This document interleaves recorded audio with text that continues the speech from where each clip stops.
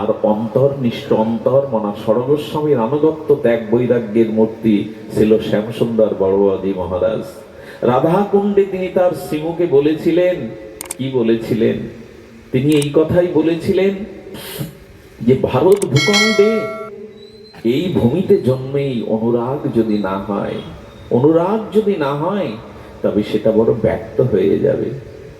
এই ভূখণ্ডে যারা এসেছেন, এই ভূখণ্ডে যারা জন্মাবার সৌভাগ্য পেয়েছেন, জানেন দেবতারাও পর্যন্ত নিবেদন আবেদন প্রার্থনা বিজ্ঞপ্তি জানিয়ে রাখে, হে প্রভু, ভারতবর্ষে কোনো আত্মজ সাঁওতাল নিচ শ্রেণীতে যেখানে তেখানে জন্ম দাও, যাতে মহাপ্রভু তোমার প্রেমামৃত ভাগবত ধর্ম পাওয়ার সুযোগ হয়।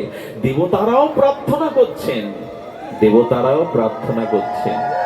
কিন্তু দুর্ভাগ্য আমাদের, এই এই পূর্ণ ভূমিতে, এই ভাগবত পীঠস্থানের ভূমিতে গৌর গোবিন্দে উনি বলেছিলেন, শ্যামসুন্দর বাবাজি কে যেন প্রশ্ন করলো, ভগবান বারবার এখানে আসো কেন তুমি?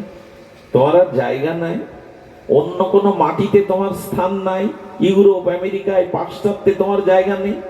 সেই কত বছর আগে একবার যীশু খ্রিস্ট হয়ে এলে। জয় রাধে বলা কে আসছে? জয় রাধে জয় রাধে। আমাদের গোকুলানন্দ পাটবাড়ি আশ্রমে আমাদের পরম ধন্যাতি ধন্য আচার্য শ্রী সঞ্জয় গোস্বামী এসছেন। আমরা একটু জয়ধ্বনি প্রদান করি তার উদ্দেশ্যে। জয় রাধে।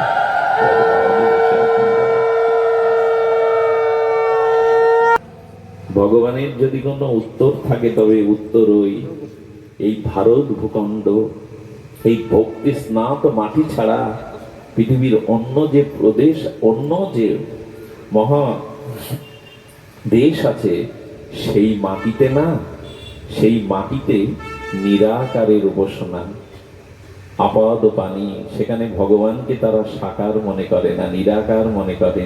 তার হস্ত নাই, পদ নাই, তার লীলা নাই, তার গুণ নাই, তাকে নিরাকার ভেবে প্রার্থনা করে। কিন্তু আমি যে ভাগবত ধর্মের কাঙাল, আমি যে ভক্তির কাঙাল, আমি যে চাই চিরদিন তুমি আমাকে সখা রূপে, তুমি আমাকে পুত্র রূপে, তুমি আমাকে পরমপতি রূপে, কান্তা রূপে তোমার অনুরাগ ভালোবাসাটা দাও। আমি ভালোবাসার কাঙাল হয়ে তোমাদের দুয়ারে বারবার গেছি। এই মাটিতে এই ভক্তি রসসিক্ততা মিশানো, এই জন্য অন্য মাটিতে না গিয়ে বারবার এই মাটিতে তিনি আসেন। এই জন্য এমন মধুমাখা প্রীতি অন্য কোনো মাটিতে নাই। এই জন্য এই ভারত ভূখণ্ডে আর্যাবর্তে আমাদের যাদের জন্ম হয়েছে, সেই মুকুন্দ সেবার জন্মরূপে আমরা যেন জন্মটাকে সার্থক করি। আমরা যেন জীবনটাকে এই ভক্তি ভাগবত ধর্মের আনুগত্য নিয়ে অন্তত ব্রজের পথে শ্রীমান